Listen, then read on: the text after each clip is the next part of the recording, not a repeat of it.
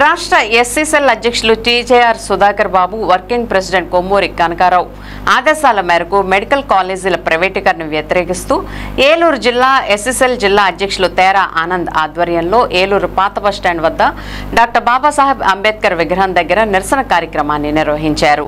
ఈ కార్యక్రమంలో SC cell state general secretary Nokapeyi Sudheer Babu, SC cell రాష్ట్ర ఉపాధ్యక్షులు గుమ్మడి వెంకటేశ్వరరావు, జిల్లా అధికార ప్రతినిధి Munnula John Gurunath, state SC cell secretary Jaikar, Polavaram Pedapadu ఎంపీపీలు గంజి రామారావు, బత్తుల రత్నకుమారి, దెందులూరు జెడ్పీటీసీ నిట్టా లీలా నామకాంతం, ఏలూరు కార్పొరేటర్లు ఇనపనూరి జగదీష్, ఎస్సీసెల్ నగర అధ్యక్షులు జిజ్జివరపు విజయ నిర్మల, చిలకపాటి డింపుల్ ఋషి, పోలవరం ఎస్సీసెల్ అధ్యక్షులు ఏలేటి చంద్రం, ఉంగుటూరు నియోజకవర్గ ఎస్సీసెల్ అధ్యక్షులు తలమాటి వెంకటేశ్వరరావు, కైకలూరు నియోజకవర్గం బేతపూడి రాజు, దెందులూరు ఎస్సీసెల్ అధ్యక్షులు నియోజకవర్గం మద్దాల నాగయ్య, నూజివీడు నియోజకవర్గం జెడ్పీటీసీలు Varakoti Pratap, ZP vice chairman Krishnamraju, Christian cell జిల్లా అధ్యక్షులు పిల్లా చరణ్, జిల్లా ఎస్సీ కమిటీ సభ్యులు, నాయకులు తదితరులు పాల్గొన్నారు.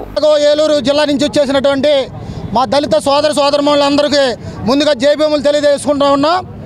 ఈ రోజున కూటమి ప్రభుత్వం వచ్చిన తర్వాత దళితులకి ఎప్పుడు అనగదొక్కాలనేటువంటి కుటిల ప్రయత్నమే ఈ యొక్క మెడికల్ కాలేజీ అనేటువంటి ప్రైవేటీకరణ.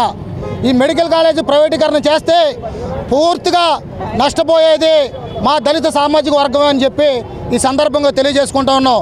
ఎందుకంటే ప్రైవేటు కోటాలో అయితే ఈ రోజున దళితులు మరి కోట్లు పెట్టి ఎంబీబీఎస్ సీట్లు కొనుక్కునే పరిస్థితి ఎక్కడ ఉంటుందని చెప్పేసి ఈ కూటమి ప్రభుత్వాన్ని ప్రశ్నిస్తూ ఉన్నాం. మెడికల్ కాలేజ్ ప్రైవేటీకరణని అడ్డుకుంటామని చెప్పి సందర్భంగా తెలియజేసుకుంటూ ఉన్నాం. జై భీమ్, జై భీమ్. నమస్కారం అండి. మరి మా వైఎస్ఆర్సీపీ కాంగ్రెస్ పార్టీ అధ్యక్షులు మాజీ ముఖ్యమంత్రి వర్యులు పిలుపు మేరకు మరి ఎస్సీ నాయకులు మరి సుధాకర్ గారు, కొమ్మూరి కనకారావు గారు ఆదేశాల మేరకు ఏలూరు జిల్లా మరి అధ్యక్షుల వారు తెరా ఆనంద్ గారు మరియు ఏలూరు నగర అధ్యక్షులు ఇనపనూరు జగదీష్ గారి ఆధ్వర్యంలో ఏలూరు జిల్లాలో ఉన్న దళితులందరూ చేరి ఇక్కడ మరి మెడికల్ కాలేజ్ ప్రైవేటీకరణకు వ్యతిరేకంగా మరి ఇక్కడ ధర్నా చేయడం జరిగిందండి. దళితుల్లో ఉన్న విద్యార్థులు డెవలప్ అవడం టీడీపీ కూటమి ప్రభుత్వానికి ఇష్టం లేదా? ఎందుకంటే టీడీపీ ప్రభుత్వం ఇంతకు ముందే చెప్పింది దళితుల్లో ఎవరైనా పుట్టాలని కోరుకుంటారని. అంటే దళితుల్లో పుట్టిన వాళ్ళు డాక్టర్లు అవ్వకూడదా? ఈ పీపీపీ విధానాన్ని ప్రైవేటీకరణ చేస్తే దళితుల్లో చదువుకునే వాళ్ళు ఎవరున్నారు? ప్రజలకి, దళితులకు కానీ ఎవరికైనా మెయిన్ విధానం అదే. కానీ దాన్నే ప్రైవేటీకరణ చేస్తే ఎవరు చదువుకుంటారు? డబ్బున్న వాళ్ళకే చదువులా, డబ్బున్న వాళ్ళకే వైద్యాలా? జనాల్లో మనం ఉండాలి, ప్రజలకు ఏం జరుగుతుందో తెలుసుకోవాలి. ఈ ప్రైవేటీకరణ పీపీపీ విధానాన్ని తక్షణమే ఆపాలి. ఇది వార్నింగ్ అనుకోవాలి, దళితుల నుంచి వచ్చే వార్నింగ్ అనుకోవాలి. ఈ కూటమి ప్రభుత్వానికి హెచ్చరిస్తున్నాం. Thank you.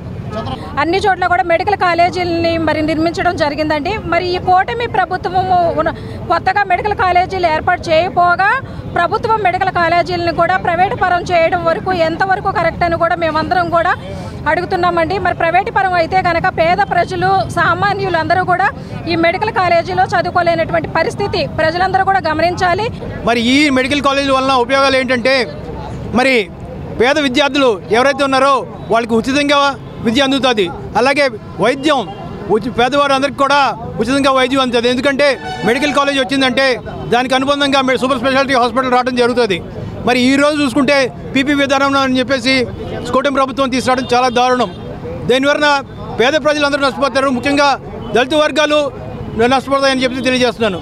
సామాన్య వెనకబడకపోయినా విద్యార్థుల కోసం మాట్లాడాలని, వెంటనే పీపీపీ విధానాన్ని ప్రైవేటీకరణని రద్దు చేయాలని మేము దళిత సంఘాల తరఫున, వైఎస్ఆర్ కాంగ్రెస్ పార్టీ తరఫున ఎక్స్ సీఎం జగన్మోహన్ రెడ్డి గారి ఆదేశాల మేరకు ఈరోజు అంబేద్కర్ విగ్రహానికి వినతిపత్రం ఇచ్చాం.